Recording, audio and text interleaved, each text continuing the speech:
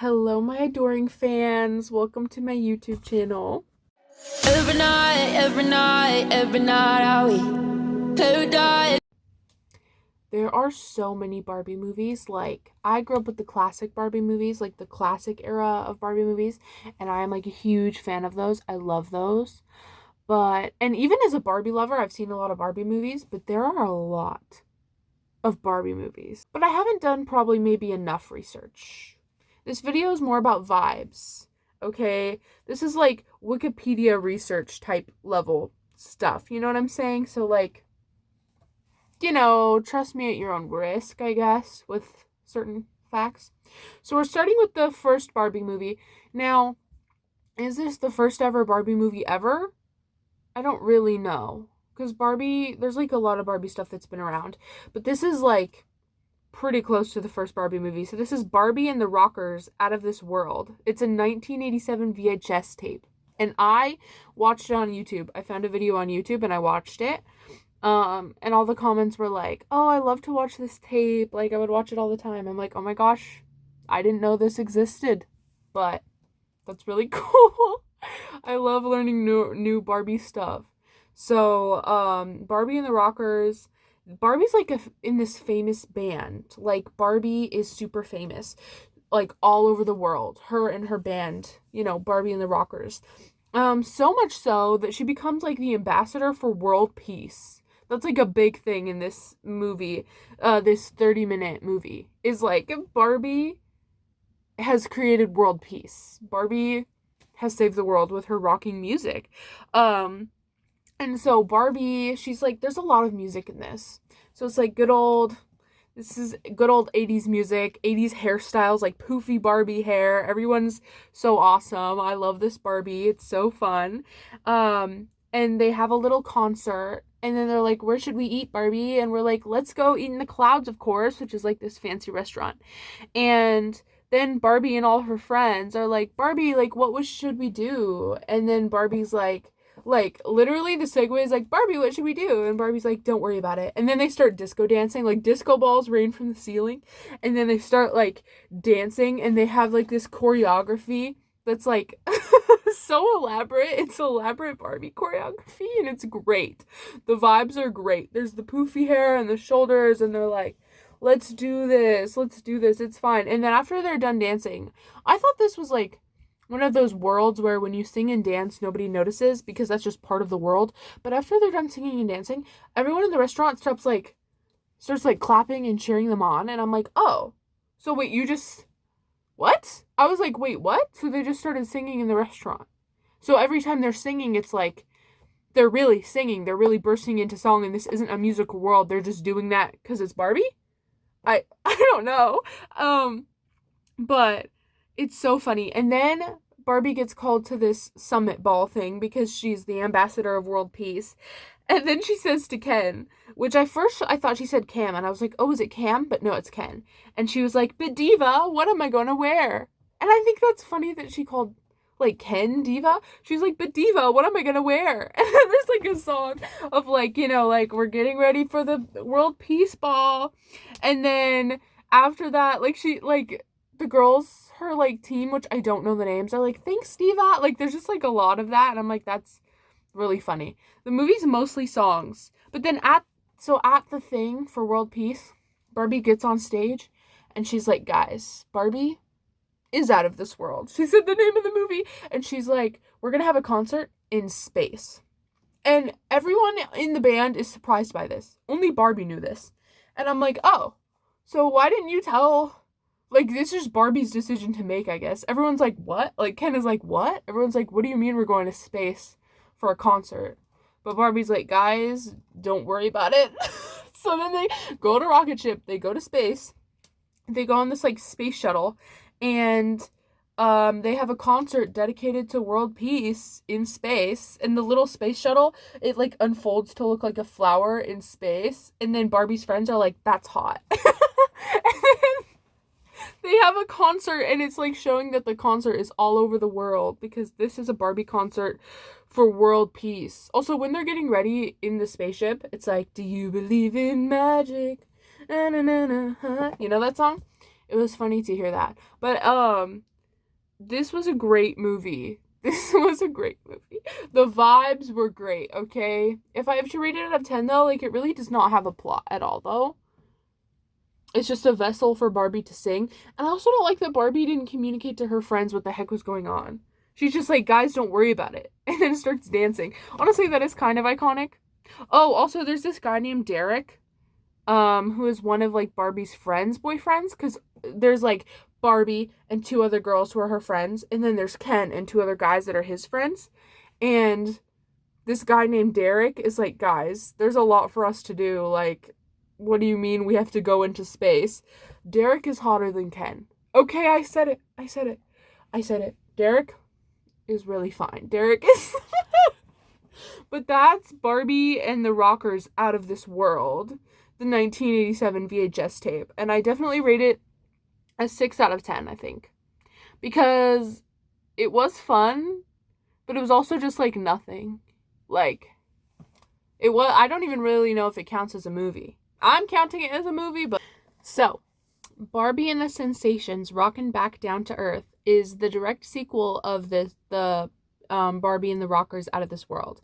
It's a 1987 VHS tape. It's the exact sequel. And I knew it was a sequel before watching it. But what I didn't realize is that it, like, picks up exactly where we left off. Like, exactly. Like, it's basically just a continuation of the story. If you were to watch the two back to back, it would be, like, an hour long. So, that's even more close to movie length. So that's even closer than a real movie. This one I didn't like as much as the first one. I'm gonna have to say that I didn't like it as much. I don't know. The vibes, they were there, but they're not as good. But basically it opens. We're still on the Flower Space Shuttle after the concert. And they're like, all right, let's go home. So they're in their space shuttle, and all of a sudden they get sucked into this time portal filled with, like, clocks. And then Barbie's like, that one's going backwards. Like, it's like, wow. But then they're trying to tell the audience that we're going back in time. But none of Barbie and the Rockers, they don't realize they're going back in time.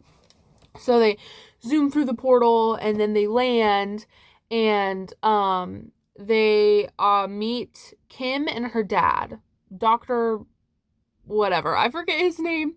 But basically, little kid Kim and her dad, they're like, oh my gosh, like, are you guys aliens? And they're like, no, we're not aliens. We just, like, came from space. We're like Barbie and the Rockers. What are you talking about? And then they let it slip the year. They're like, it's 1959. And then Barbie and the Rockers are like, 1959? We're from the 80s. We're from current stuff. I can't believe you guys are in the past. And it's funny watching it from, like, now we're in 2026. It's funny to watch that and then watch like the 80s is the future. It's just funny. It's just funny because if we were to go back in time, we would, like, to the 80s. Anyways, it's really funny. They, like, since this rocket scientist guy, Kim's dad, needs to figure out how they can get home, they're really not that worried about it. They're like, since you're here, why doesn't Kim show you around and you guys just have fun? And Barbie and the Rockers are like, why not? Like, yay, let's do it. Even though, like, I would be concerned on how to get home back to my timeline, but they're not concerned at all. So they're just going around. It's the 50s. It's a makeover montage. It's funny because one of Barbie's friends looks at clothes, like, in a display window, and she's like, woo-wee, that is hot. And then Kim corrects her because she's like, no, that's your slang. Our slang, and she's like, it's cool. Very cool. And I'm like, this is really, really funny. So they have a makeover montage. It's so fun. And then Barbie and the gang, they're, like, in this car, and they're like, I've seen on movies that you go to, like, soda shops for fun. Like, where do you go, Kim, for fun? Is that real? And Kim is like, I don't have friends. I don't go fun places with my friends. I don't know what's up to date because I don't have friends. And then Barbie's like, we're your friends. And then Kim is like, gee, thanks. And I think that she's supposed to mean that sincerely, like, say that sincerely, like, aw, thanks, Barbie. But it really just comes across as like, gee, thanks. Like, the way she says gee, thanks, it's like, oh. Yeah. But they go to the soda shop, and then Barbie and the gang perform at the soda shop. And all like the kids there that are Kim's age are like, "Wait, you know Barbie?" And Kim's like, "Yeah, like they just like came out of a rocket ship, like we're friends, we're cool." And so now it's like hinted at that Kim is going to have friends, which is kind of funny because it's like, yeah, but they weren't her friends before because they didn't think she was like cool enough or whatever. But now that she's with Barbie, like, are these really good friends? Are these friends you want to have? I guess. So they perform a lot, right? Barbie and the Rockers. And then they start again creating like world peace and whatnot with the freaking music, and they're viral all over the world. Um, and then the doctor guy, who's Kim's dad, is like, okay, I figured it out. The reason the time portal opened is because of your music. That opened the time portal, and the planets were in alignment. And Barbie's like, well, we can do the music again, but we can't really change the alignment of the planets. And then the doctor guy is like, don't worry about it. The day of your concert that you were planning, because they're just planning concerts. Like, they literally don't care that they're stuck in the 50s.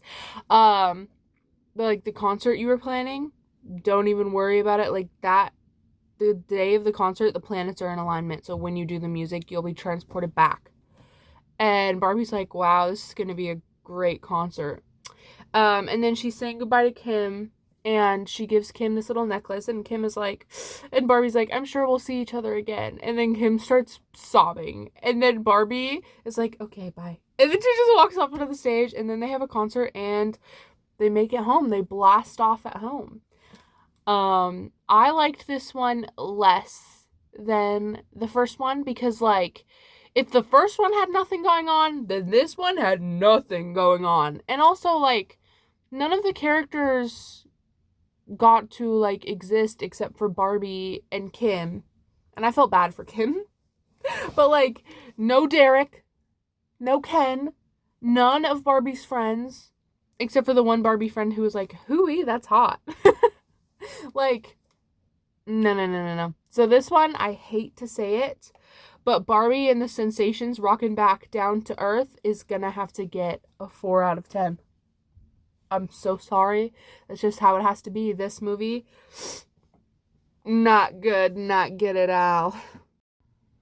Barbie and the Nutcracker came out in 2001, and it was like the new, like, the frontier, like, they were trying, like, animation, like, they were like, ooh, excited to try a new thing with this new Barbie movie. So it's Barbie in the Nutcracker, because in these Barbie movies, Barbie is an actress, and so she's playing a part in the movie The Nutcracker. So she's Clara in the Nutcracker. The animation, for some reason I find it charming. Like, it's so bad, but it's like charming to me. Like, I like it. I'm used to it from growing up with it, and as a kid I loved it. And so now I look at it and, like, if you didn't grow up with it, it's probably really jarring, but I like it. So the Nutcracker starts off, Clara and her brother are, like, fighting. It's Christmas Eve, and Clara's aunt stops by, and she's literally awesome. She's a diva. She's like, I travel the world. I do everything. And then Clara's uncle is like, don't put ideas in Barbie's heads. Like, not Clara's head. Don't tell Clara what to do. Like, don't get her wanting to be, like, an independent person with thoughts and feelings. Like, she's not allowed to do that. She's a girl. And her aunt is like, okay, whatever. And she gets this cool Nutcracker toy for Christmas. We all kind of know the story. She gets a Nutcracker toy for Christmas. It breaks. She falls asleep on the couch, you know. It tries to stay true to the ballet a little bit. Not, like, true to the ballet, but, like, there are a lot of references in the music and some dance sequences. Everyone was disappointed when the Nutcracker turns back into a, human boy, and, like, he doesn't have a beard, he doesn't have anything. It's akin, people compare it to, like, Beauty and the Beast, when the Beast turns back into a human. Okay, I am literally the only one who liked his human transformation, I guess. As a kid, I was like, whoa, he looks so handsome. Like, I stand by that, too. I think he looks handsome, human, when the Beast is transformed back into a human. I think I'm literally the only person who likes the Beast in human form. Like, the ponytail is a bit weird, but, like, when he's first transformed back, he's got the white button open, like, shirt. He's got, like, the long blonde hair, like, I don't know. I think he's cute in that form. Like, I get what you're saying with the beard. I get what you're saying, what you want, and I understand that. But I especially understand that for Barbie and the Nutcracker because maybe it's just the animation, but he's looking a little rough. He's looking a little bad. But basically, Barbie is the sugar plum princess, and she saves the day. This is like the worst review of all the movies simply because I don't like to watch Christmas movies when it's not Christmas. It's my own little weird thing. So even though I have seen this movie a lot of times, I didn't rewatch it for this or like write down any of the stuff. And I'm not going to go through the plot a ton because like obviously I need to talk about it, but also it's like it's a Christmas movie. So I don't know what to tell you. It's a Christmas movie. I won't do it. It's a Christmas movie and I'm sorry. But that's just how I am. That's just my own weird rules. Man, this whole segment is bad because, like, first I say that I like the Beast in human form. Now I'm not really, like, now I'm saying I'm not even really gonna watch Christmas movies when it's not Christmas and I'm not gonna go through it. Guys, it's my video. I'm in charge. I can talk slowly. I can use filler words. I cannot make sense. And I can choose to not really talk about Barbie in the Nutcracker. That's my prerogative. So Barbie in the Nutcracker came out in 2001. What do I rate it? I think it's good. I think it's a classic, but it's not that good, guys. I'm gonna rate it a 6 out of 10. But I will say that when I'm rating all these movies, I'm not rating them on like a normal scale of what I would say a 10 to 10 movie or like a low rating movie. Because every Barbie movie, even the worst ones, are still leagues above what I would normally rate that low rating. You know what I mean? Like a regular movie that I'm rating a 6 out of 10 is not the same as a Barbie movie that I'm rating a 6 out of 10. Like this is ratings comparative to all the other Barbie movies. Like as a Barbie movie, what out of 10 is it? So that's just what we have to do. That's just how it has to be. I'm trying to subtly show off my nails. Anyways, Barbie Rapunzel came out in 2002. And it is an immaculate movie. It's really, really great. The animation is still really bad, but it's pretty great. So it opens with Barbie and she's in the modern day and she's talking to Kelly. Oh my gosh. Now, not me blanking on the little sister name, and this is supposed to be a YouTube video. I want to say that it's Kelly. She's talking to her little sister Kelly, and Kelly's like, I don't know what to paint, and Barbie's like, that's the point of painting. You just make it up, like you use your imagination. And then Kelly's like, but like, what if I hate it? And Barbie's like, let me tell you a story about someone whose painting like saved her life. And Kelly's like, what? And so then we open and it's Rapunzel. And the vibes are awesome. And the music is awesome. It's like all purpley. Like it's really great. And Rapunzel has the long braid. She has purple dress. I think this movie came out before Disney's Rapunzel, so who's copying who? Disney. Barbie did it first. But she has like the long blonde hair and the purple dress, and she has a pet dragon. Well, I guess not pet, like it's her friend dragon, and she has a friend. The dragon is Penelope, and then she has a friend, bunny rabbit, and what is his name? I don't know. Not me just like staring into the camera, but I really don't know the bunny's name. And Penelope, the dragon, has daddy issues. Like, she's struggling with her father. He's, like, mean to her. He's like, you're not a real dragon. You can't fly. You're comedic relief in this movie. And she's like, leave me alone. And then the bunny rabbit is me for real. He's, like, older, and he's, like, tired, and he's, like, hungry. And I'm like, that is me. Barbie sidekicks, out of Barbie sidekicks, like, they're not really annoying. They're, like, to me. They're not annoying to me. I like them. And so Rapunzel, you know, she has to work for her evil stepmom, well, not really stepmom, you know, Mother Gothel, who, like, kidnapped her, but she just thinks it's her real mom. You know, the classic format, but she's, like, really mean, and she makes her get her tea just right, and then evil Mother Gothel in this has, like, a little ferret creature that lives on her shoulder that is extremely horny for the rabbit the whole movie. He's literally moaning for the rabbit the whole movie.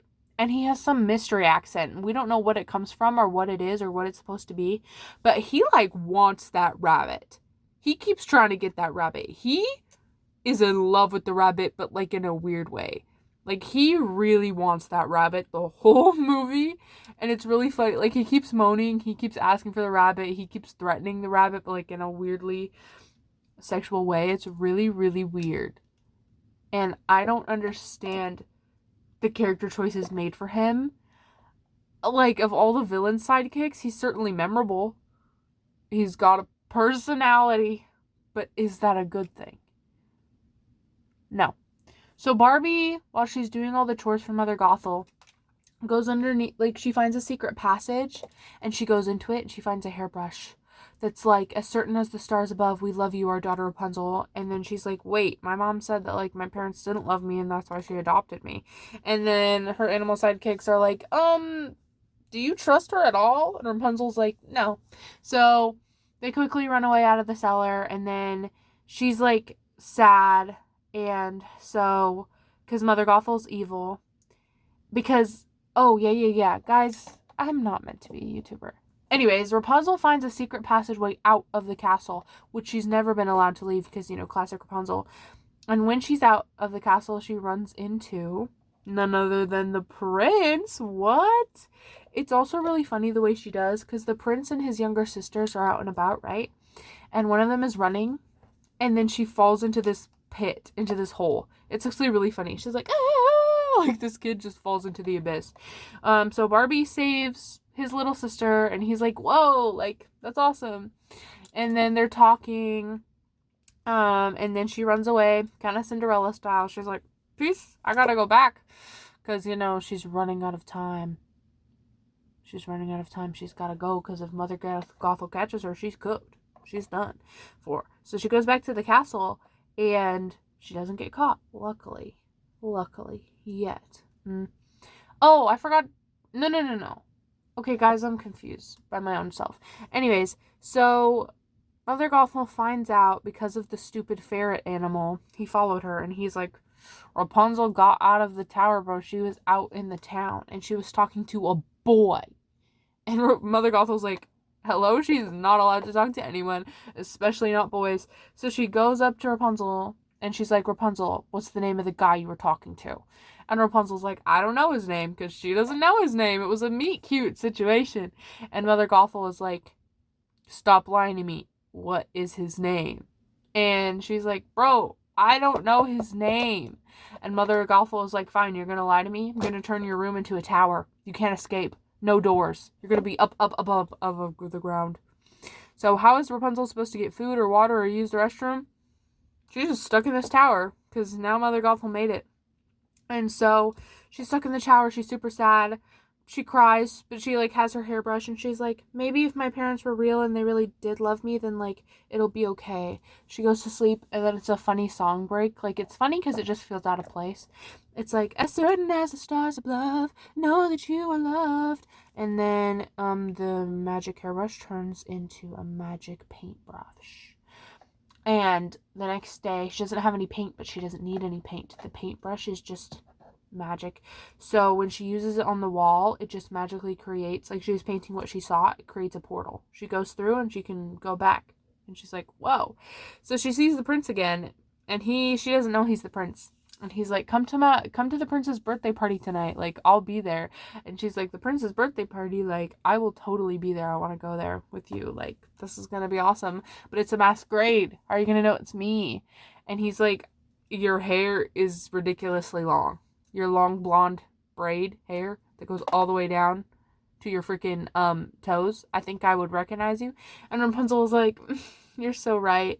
But then she gets interrupted by Penelope, because Penelope is like, my dad's in danger. Like, if you don't come back, if you're missing, then my dad will get hurt. So, like, I know you could be free, Rapunzel, but can you come back so that my dad doesn't get hurt by Mother Gothel because you're gone? And Rapunzel is like, okay, I'll do it for you, Penelope. So she goes back, and she makes she paints a picture of the tower on a door. That'll come back later.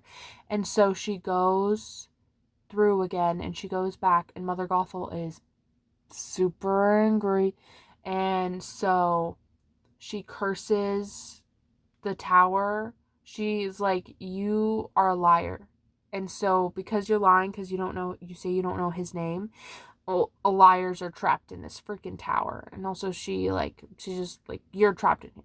You're done. You're trapped. And so, but Rapunzel isn't a liar, is she? She didn't lie about not knowing the prince's name. So even though, like, she made a magical dress with the paintbrush, but then after that, Mother Gothel freaking broke the paintbrush. Which, magical dress transformation, that was awesome. But Mother Gothel broke the paintbrush. She just broke it. So how is she supposed to get out? Well, she's not a liar. And Penelope the dragon has a real talk with her father, and she's like, bro, the only reason Rapunzel is here, stuck in this freaking tower, is because I convinced her to come back to save you. So you better, like, help us somehow. And her father is like, you can do it, Penelope. You can fly. So Rapunzel hops on Penelope's back and she flies, but Mother Gothel is pretending to be Rapunzel at the ball and luring the prince so she can kill him. And so at the ball, all is revealed. It's chaos, until we finally find out the real history of why Mother Gothel kidnapped Rapunzel. And it is juicy. Mother Gothel was in love with this king, and him and his wife had a baby, and then Mother Gothel was like, that baby would have been mine if you and me were together, which I don't think that's how that works. I don't think that's true. But anyways, Mother Gothel was like, my baby. But then she also creates war between the two kingdoms because she pretends that the other kingdom, the prince's kingdom, stole Rapunzel, and they've been at war this whole time. And Rapunzel's been doing that thing where she's like convincing the prince to not be at war with them. She's like, like, you guys are fighting, that's bad. And the prince is like, I never thought about it like that before. You're so right. That is bad. It is sort of bad to be at war with the other kingdom, and, like, families are being separated, and, like, this is bad. Maybe I should fix things. And so, progress. We're getting progress, right? He's going to be a good king, when he becomes king. And so all of the drama is revealed. Mother Gothel is defeated. And now we know that Rapunzel is a princess. And her and Derek live happily ever after. I would rate this movie. I would have to rate it a 9 out of 10. I don't really know why I rate it so highly. I just do. I do think it's funny that the weasel is, like, so horny for the freaking rabbit. At one point he moans, like, really, like, he's moaning a lot, but this is like a big moan. I'm not gonna imitate it. No, that's not on the internet. But he moans, and then he's like, give him to me. And it's like, no, do not give the rabbit to him. Do not give the rabbit to him, because we will never see that rabbit again. And I thought Penelope was charming. I didn't think she was an annoying sidekick. I thought Rapunzel was cool. I was basically just laughing a lot of the time because it was unintentionally funny. Like, things that were not supposed to be jokes were really, really funny. Just the way it was animated, the way it was done, like, it was just unintentionally hilarious, and I loved it. So that's another ramble to add to the video.